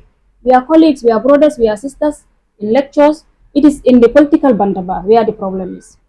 And as I am sitting here, as your candidate, vice presidential candidate, collaborating with all ministries, right now the problem is I didn't count out the IPRO ministry of the 15th Executive Council and the vice president of the 15th Executive Council.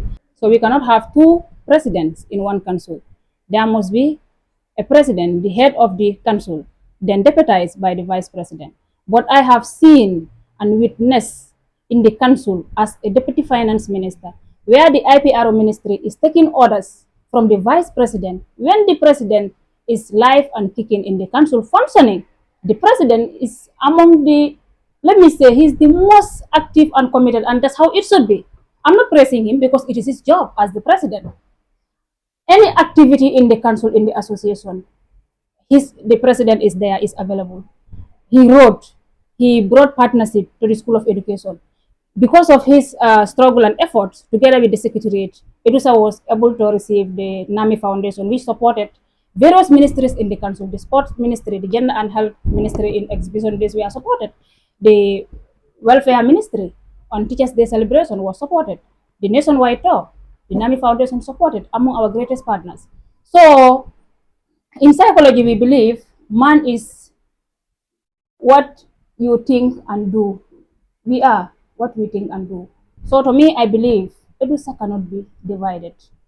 And as loyal servants of EDUSA, we the council members, that's how I call it, the loyal servants of EDUSANs, we are supposed to be. If we are not united, we are not respecting the constitutional codes of conduct. Our constitutional mandate dictates and the code of conduct of the constitution. How do we expect to serve EDUSANs? Yes. How do we expect peace to be in that place? It has Thank to you. start with the council. Thank you. And now to Honorable Vice President candidate, Honorable Colley. Politicians say that EDUSANs are not divided, according to what they said here. But if you go to the political bantaba, EDUSANs are divided. A lot of things happen there. Now, if you happen to be the next vice president, how can you use your position as the second most powerful person in the council to unify EDUSANs in 3 minutes? Okay, thank you, Sir Omar. I want to disagree with something here. That is my opponent saying that EDUSANs are not divided. Yes, I will agree to those politicians who came here to say EDUSANs are divided. Yes, EDUSANs are divided and it starts from the council itself. We've seen the president himself dividing EDUSA. And I can stand and say that in front of every EDUSAN. We've seen the president himself stating flyers having the flyers that have the features of his camp. We have seen ministers from his camp starting their camp flyers, which never happened. Because what I believe in is, as a president or as a council member, according to the constitution of EDUSA, the moment you are sworn in, that is the end. Your relationship with your camp ends there. You are not allowed to partake in any political activities. But we've seen council members from that camp camping in 24 hours while they are in council. We've seen them in the political bantaba where they send messages. I've seen the president send a message saying, let's go to the political bantaba and make noise. What type of noise are they? We were there uniting EDUSANs, and we are there busy telling people, let's go to the political bantaba and make noise. What type of noise? We've seen the Auditor General sending a welcoming message at the political bantaba. We've seen the Finance Minister, his boss, my own brother. And we've seen a lot of them. Even the Education and Research Minister, I would be happy if he was here. And we brought all those things to council so that, we should set examples. We should make EDUSANs know that we are not there for any camp. We should serve. We should unite. We should unify. As the Welfare Minister, I have conducted series of activities, and even my activities, those are activities that were meant to unite EDUSANs.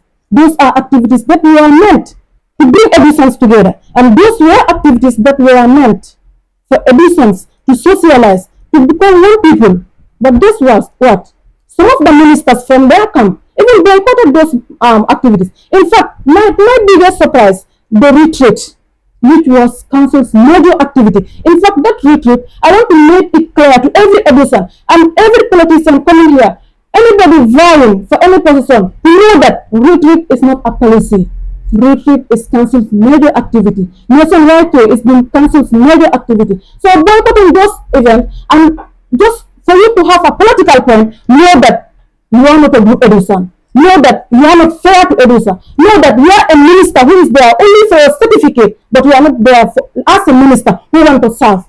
Yes, they boycotted it. The minister was there, the finance was there, but other ministers refused to come. And in fact, it was evident that they were even encouraging people not to attend. Thank you. I want Edusans to know that that retreat is just the welfare is only there to organize, but the welfare doesn't own that policy. That policy is a constitutional policy. That policy is a constitutional mandate for every Edusan to attend that Thank you. activity, and that activity is meant to unite Edusans. Thank you. So I want every president who is coming, the moment you are voted in office, please drop your political lens and know that you are there for Edusa. You are not there for your political Thank you. Let them stop what they are doing to divide Edusa. Edusa is divided, and that is the fact. Thank you.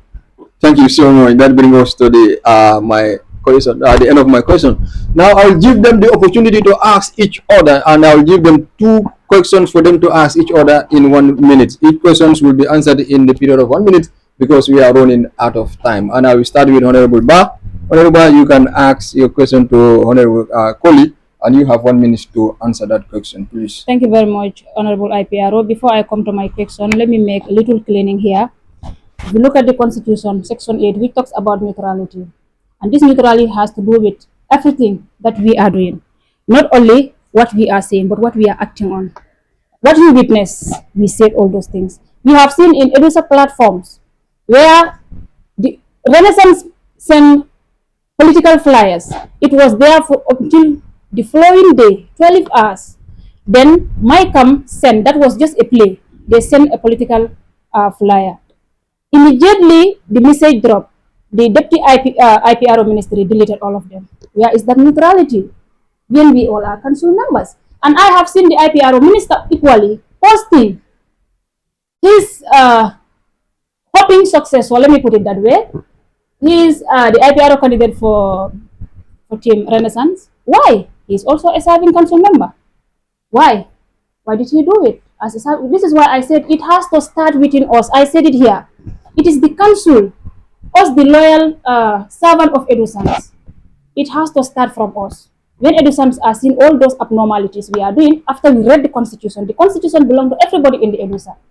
Not only the council members. Edusans need to understand. Edusans need to understand the type of leaders they have in the council. I have never put SSC camp flyer on my status since I became the deputy finance. I started it the moment I took a leave of absence. In fact, I almost forgot it until the second day I started because it's like I'm not even used to it. So back to my question, remind me please. Yeah, you can ask any question that you feel like to ask. Whatever you say here and then during the political campaign. Thank you very much, IPRO. The question I wanted to ask, I think my political opponent here even contradicted herself while she is speaking. Because she said she wants to tell Edusans that the retreat is a council activity. And the nationwide talk is a council activity. And another are council activities. This is where I wanted to come. I wanted to give my opponent here lectures on constitutional function and your campaign policies as a minister. And in section 19, under her own ministry section, subsection 2, the welfare minister of the 15th executive council or of the association is responsible directly to the welfare of the Edusans. Now, as a whole welfare minister, you were acting on constitutional function. I haven't seen any single policy that you implemented on your own because all this sponsor work says they are council activities and they are council sponsored activities. I am living witness. I was the one doing the work with you. The finance ministry supported all the sent money to all the budgets that were sent by the welfare ministry, except otherwise. That will also be counted if she come up, that is if she have it in. And the 70,000 she talks about here, I beg to disregard that. I believe that the welfare ministry did a lot when it comes to the sales and all that, but we all know Wonjo sales and those Lonjon sales cannot bring 70,000 Edusans. That 70,000, they calculated support from GTU, support from NAMI Foundation, and which is all council events or supports. The welfare ministry, of course, is part of us, is for the council. Let her not take it independently and say the welfare have produced 70,000, not up to 70,000. My sister calculate very well. That 70,000 there is another additional amount included support. And again, let me remind you, council sale activities, the Gender and Health Ministry also make sales on their exhibitions, articles, and the funds were also part of that raw sales for the council's funds. The fund from the allow her to sales. answer the question. Okay. Yes, you can answer the question. In 2 minutes, I'll give you 2 minutes to answer the question. Okay. So much, thank you. Coming to the sales that he's talking about, the question, I will not talk about the flyers or all because I've already buttressed on that. The support that my sister here is saying, my political opponent, my dear sister, you remember when we came to office, our first policy, our first council activity was the student week. And the student week, so the budget went up to 39,000. And his boss here, sorry, her boss rather, sent 11,700. Selma, I was the one who pre-financed that student week. From there, through my sales and t-shirt sales, I was able to pay that money, that 39,000. Subtract, you are the finance, subtract and know how much went for the student week. You understand? So the t-shirts, the t-shirt sales, the printing of the t-shirts, when I contacted them, they said at that time we don't have access to our account. And the demand was high. People were requesting for their t-shirts. What I did was, I collaborated with Ibucham. I called Ibucham and explained to him. Ibucham gave me the money. It was $10,000. I went to collect the t-shirt with Ibucham. Finance didn't give me that money. Remember, I sold the t-shirts. From that profit I made, I returned Ibucham's t-shirt. Then from there, that was the time they came in. When they knows that I've already proceeded with that t-shirt printing. You understand? Coming to the face of EDUSA, the same student week, Salma, I raised 22,215. The time is up for answering the question. So my sisters telling me that if time permits me, I will buttress on everything that happened in my ministry, and maybe I will have time. Yes, I will give you time.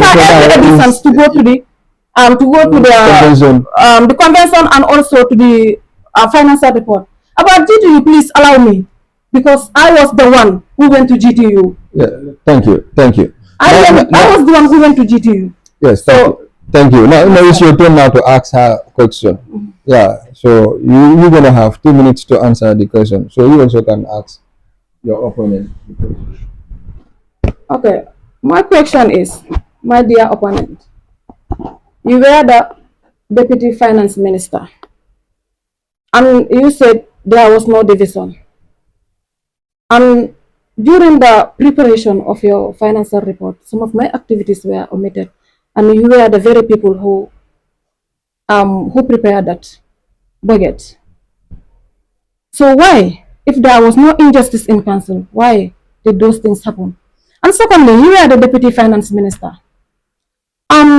Section 19 of the responsibility of the welfare minister, subsection 1 says, the welfare minister should collaborate with the finance minister to raise funds for the association. We've conducted 2 luncheon sales inside EDUSA and outside EDUSA. We've conducted 2 sponsored work, one in collaboration with your ministry and the Ministry of Sport, but you were never present in all those sponsored work, in all those fundraisings. So now if you come here and tell us that, or you tell the EDUSANs that you want to vie for the second highest position, are you telling me that if you become the vice president of EDUSA, that is the time you are going to serve? And why are you not attending those activities? Because those activities should be a collaboration with your ministry. Thank you. Thank you very much, my sister. In 2 minutes, sir. Yes, let me start with your first question. That is the level of injustice you talked about for not capturing some of your activity reports. Let me remind you, and EDUSANs bear me witness, you can go back to that report. It wasn't only your activities. 3 of my finance ministry activities were skipped. The 2 last trainings we conducted, we are not captured in the report until today. Do you know how many times I followed the secretariat put it there, you have to return back our distance before you share it. I was on the nerves of the secretariat so that he fixed all those things. But again, I ask you a question. When that happened, did you communicate to Hatab? Of course I did. Come, wait, allow me. I taught him. Wait, I'm coming, my sister. You asked a question, I'm answering. So that is how it should be. We are a team. We are human. No one is perfect. The fact that our own ministry left our activities omitted in the report, I think that should be an enough answer for EDUSA to understand or for justification. And again, activities were coincided. One of your sales, we are having a training also at the theater, finance ministry, which I pioneered single-handedly. One of the training, in fact, before Hatab come, it was a bit kind of late. Those trainings, I coordinated them. I did everything that was needed, together with the help of my strong committee, the finance ministry committee. We have a strong team, committed, determined, always there, always available, especially Mamadou Jallo. Mamadou Jallo is among the most committed. He never missed a day, and his commitment is not only limited in the finance ministry committee, but across council activities. EDUSANS can be a witness, and then is why we call him an action man. So I was there. You also as the minister, the welfare minister, did you even check? I supported your ministry. I patronized your ministry in large number during my own trainings. The one your finance ministry organized during our this thing was from your sales, and that is the law for the association. Thank you. The law Thank I you. have for EDUSA, so that the finance will come back to our coffers. Thank you. Thank you. Now it's your turn to ask your final question, and then you have 2 minutes to answer. Okay, my question to my sister here. During her deliberation, she mentioned support on the Teachers' Day celebration, and she mentioned a name to Rodabo supporting her, an amount of 20 something thousand. I don't know the exact figure. Together with other financial supports, she mentioned it in her deliberation. Now, my question to my opponent is, if she, the welfare minister, directly linked to the welfare of the student, is working for the interests of the association, or was he working for the interests or for a political motive? Because why I say that, I am aware there were material procured in the name of the association. I have seen it, I have it in my phone, many others have it. Screenshot of it, to Rodabo fully funded Teachers' Day celebration. Yet, my sister here asked the finance ministry to give her an amount of 21,700. That's what the finance ministry spent on Teachers' Day celebration. Records have it. EDUSANS, you can go onto the financial reports and you will see the amount that was disbursed to the finance ministry. Not only that, her first budget was 10,000, and that budget was rejected by the LC. Let her not come back and blame finance again, but clearly tells that out. Finance ministry's budget was also rejected by the LC. Our own budget was rejected. And let me also tell you, the finance ministry is the only ministry that do not spend single jealousy of the council association. All our activities, we never spend jealousy of the association, unlike any other ministry. So my question is, where is that? Why do you ask for the 21,000, yet you have that support and those material procured? My sister, listen. The constitution on your section, subsection 6, the last one, within 48 hours, any material that is obtained or procured in the name of the association should be returned to the finance ministry. We are not even aware. But those materials were not even given to the council or the finance ministry. Why do you ask for that huge amount of money after you said it is a fully funded event? Then something is contradicting. EDUSANS need to know the truth. Thank you. You have 2 minutes. To Okay, answer thank that you, Sir Omar. I will answer that because I'm happy that she said that policy was rejected. And because that policy was rejected, and I promised EDUSANS that I will celebrate them because we are teachers, and I did that. So my budget that went to the council was over $50,000 after that 10,000, because we all know the celebration that happened, 10,000 cannot sponsor it. So you printed all those t-shirts, 100 t-shirts for 25,000. So did the 21,000 cover that? The 21,000 that my dear sister is talking about here, that 21,000, I, the welfare minister, tagged the SG to write a letter to the GTU because I already secured a link there to have that money. I just need an evidence from that council. But guess what the SG told me? Did those people promise to sponsor me? And I told him, just write, I'll make a follow-up. And they wrote, I make a follow-up. I was the one who received the money, 15,000. And I surrendered that 15,000 because the council wrote to GTU. I surrendered the money. That was 15,000, Selma. GTU wrote to the Foundation that we are celebrating teachers and that they can only sponsor 15, and the 6,700 let the Nami Foundation step in. The Nami Foundation step in. When the Nami Foundation step in, what do? They never even tag me in the pay to tell me that that money was there for the Teachers' Day celebration. I need to follow up because I know the money was for me. Coming back to the True Dabo donation that she is talking about, the True Dabo donation didn't come to the council because council never, I repeat, they never wrote to True Dabo. I went to True Dabo personally.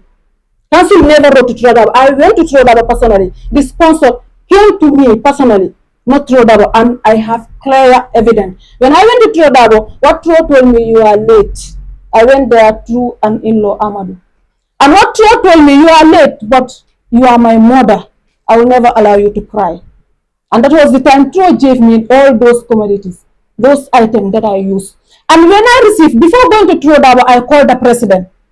I've never disrespected the president. In fact, I never called him by his name. I always call him Hechi because of the respect that I have for that office, because that office belongs to EDUSA and I am an EDUSAN. I called him. I told him I went to True. This and this and this was what I got from there. I calculated everything, every item that I got. I have all clear evidence. And what the president told me, because we are, it's a full anamajola. He told me, okay, now we are going to divide the items till the award night. I told him, this is not for the award night. When the award night comes, we will see it. But this is for me to celebrate my teachers, because this is a policy I promised the EDUSANs, and I have to fulfill it. The president, because the items came late, and the following day the president was not there. But I guess and I believe all of them were aware, because when I came, I made sure I report everything to the council, and we were part of the council, because we were the very person who wrote that dispatch. So if my opponent here is telling me that they were not aware, the council was not aware, I will not contradict yourself, my sister. Let me make this clear. This money was not there for the council. That money was for the social and welfare minister, and it come as an individual donation, not for the council. Thank you. Thank you. Now it's your turn to ask your final question, and then please let's stick to the answers. And you're going to have 3 minutes, 17 seconds to answer. Right? Please. Okay. My other question is, I want my fellow opponent to be fair to the EDUSANs. Here, she told me that they made a mistake on the record of EDUSA. Because of that, they erased the achievement of some ministers, including her ministry. So, hey, EDUSANs, do you think if she is voted into office, she will not repeat those mistakes? Because these are records, EDUSA's records we are talking about. These are records that are going to be kept in EDUSA's history books. So if you are telling me that you omit my achievement or your achievement because of mistake, ask the welfare minister, is it because of that reason you run from the welfare ministry to the vice presidency, because you cannot control the welfare ministry, the finance ministry? Because I've seen the report of EDUSA, that is the Congress report, the final, the ordinary Congress, the final Congress, all of them were messed up. And in fact, the IPR ministry, how many times have you erased that in pages? And for the first time in the history of EDUSANs, a report prepared by a finance ministry was erased, was deleted twice in EDUSA's pages. Does that tell well, my sister? That is my question. Thank you. Thank you very much. In 3 minutes, 17 seconds. Let me help my sister here. My boss had did the sending. The files were 2 in his system. He sent the first one instead of sending the final one, and that was communicated by the IPR ministry, and it was deleted. It happens even by you. So you cannot blame the finance ministry. And that report you have is the activity report. Activity report you are talking about, where those activities are omitted. It's like you still don't understand the hierarchical arrangement. I mean, the financial record and the activity report. My sister, try to understand this before you come as the VP. Like I said, okay, now you mean I think I have answered her question. So the question I have for you is, The vice presidency is a solo role in the council. It's not only limited onto your jurisdiction. The fact that constitutionally you are deputizing the president, you are linked to various ministries. And again, I quote in my guiding tool, our guiding tool, the Constitution, which says under the section 2, which says the academic year should be 2 semesters.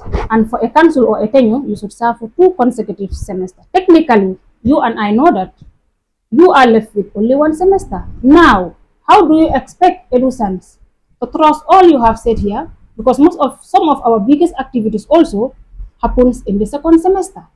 Will you be trusted as the next vice president? Where is your availability? Will you be available for the students when they need you? Don't come here and tell me it is the council fault. Law don't drag back. Law stands. It doesn't change to favor people. Thank you. Please, in 1 minute. In 1 minute. You should not back yourself by saying it is not the council's fault. Because let me draw back this question too. Because this council is in fact illegally in office. And this happened during your term as the deputy finance minister. And this happened through your leadership as an SSC chair lady. Because you carried that council. Because they even call you chair lady in the council, which should not even be done. I remember you calling a meeting and they were calling you chair lady. Is that not first violation of the council? And secondly, coming back to the question that you are saying, I'm left with 1 semester. All those were caused because of the council's illegality. All those were caused because of manipulation by the leadership that you serve. All these were caused because of injustice. Because if we serve the 1 academic year that we should serve, all this will not happen. And again, are you judging the AC of the EDUSA Electoral Commission? Because these are the people who approve my candidates that I am eligible. I am qualified to come as a candidate in EDUSA elections. Thank you. So are you judging them? Thank you. Thank you. Now it's your turn to ask your final question. This is your final question and that your final answer. No more questioning at the end of the day. You can use this one. In 1 minute, please, huh? In 1 minute. You ask your question and that is going to be the final answer. Okay, like I will start with what she is saying, like what I was talking about is the activity plan. So I was not talking about activity plan. I know what it means when you said activity plan and financial report. So my sister here, I've served in 2 councils. I know what it meant by activity plan and financial plan. And you don't answer my question. I want you to answer the injustice that your ministry did to me, but you've never. But I will leave that one to slide. My sister, you were talking about attending other nationwide tours, but you've never attended EDUSA's nationwide tour. And this is the office that is directly linked to the position that you are serving. Are you even fair to the EDUSANs to even serve in that position? In 1 minute. Thank you very much, my sister. Please. That was track records. I was telling you to tell people that I have the experience, the expertise, and I am ready to do it for my school, EDUSA. So, having not attended nationwide tour, circumstances came beyond my control. I don't wish that even for you, my dear sister. And to tell you, I am in the nationwide tour page because I have paid. I was prepared to go until the last dying minute. My trip cancelled. So I was more than prepared. And I know that again, after payment, you are given 3 t-shirts. I called my boss up. I told him that the finance ministry is to give or is to provide t-shirts for other co-opted members from the main union and the media and other institutions invited in the nationwide tour. So use those my t-shirts. Don't keep them for me. For those medias and people, at least we save the cost of our finance ministry. So, and I equally supported the finance ministry. Like I said, I am not a person of camera. Thank you. I take pressures. I work behind scenes. That is who I am. Thank you. If you know me. Thank you. Thank you so much. That brings us to the end of their own question and answer section.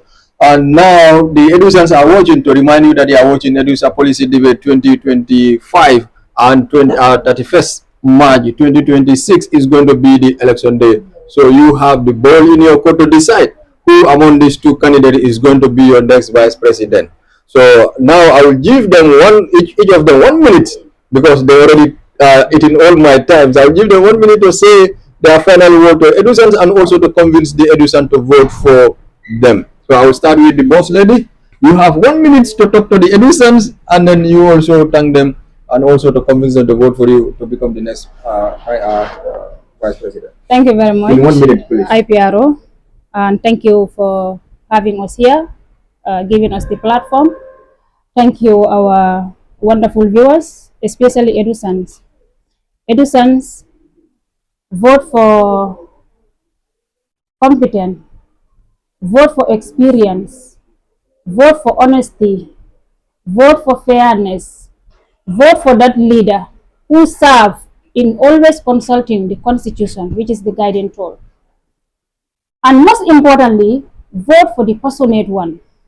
I find joy or pleasure in serving humanity. You can ask Edusans, people that are closer to me, the title or how they call me, loyal servant. I found joy in serving humanity. I am ready, prepared, committed to steer the affairs of our dear EDUSA, to have a transformation and a transition in the vice presidency of our School of Education. We need change, and remember, change is dynamic. Thank you. Let's try and change that position for the greater good of our association. Thank you so much for that. And then in 1 minute, please talk to Edusans why they should vote for you, and that is going to be your final address to Edusans. So you have 1 minute, and then I will not joke with this 1 minute because we don't have time. Thank you, Sir Omar. Thank you, wonderful listeners. Thank you, dear Edusans. And thank you, Fine TV, for us hosting us today in this. I can say this is a great day for us, because this is a day when we stood before you and talked about our policies. And dear Edusans, like I've started, when I started introducing myself, I introduced myself as your servant. I introduced myself as someone who have served EDUSA, and I introduced myself as someone who have that knowledge, that experience, that integrity, and that person who is ready to unite EDUSA, that person who has been there for EDUSA since day one. So being your vice president, I am going to be the head of the organizing committee. And this organizing committee, I have been an organizer for almost 2 years. So dear Edusans, I don't think you will have any doubt on my leadership. I am here to deliver on EDUSA, and I want to serve you, and I will serve you. Thank you. Thank you. Thank you so much. That brings us to the end of the program. Now, the Edusans, you heard from both the candidates. They said that they're going to serve you, but now you have to choose one of them to become the vice president under the 16th Executive Council. I would like to take this opportunity and thank both the candidates for coming and honoring our invitation, and also sharing their policies and programs to the entire EDUSA and to the 15th Executive Council, from the president down to the last man, the entire university fraternity. I thank you all for watching, and those who are going to watch this later on. I'm your moderator, Seymour Fati, Information and Communication Minister, 15th Executive Council. So selecting one of the ladies is going to be, just like the way I said that, social and welfare. One name called Jaju will be part and parcel of 16th Executive Council, and today also I can say it loud and clear, one female will be part as the vice president of the 16th Executive Council. But you have to decide among the two who is going to be your vice president. So I thank you, Fine TV, and thank everybody.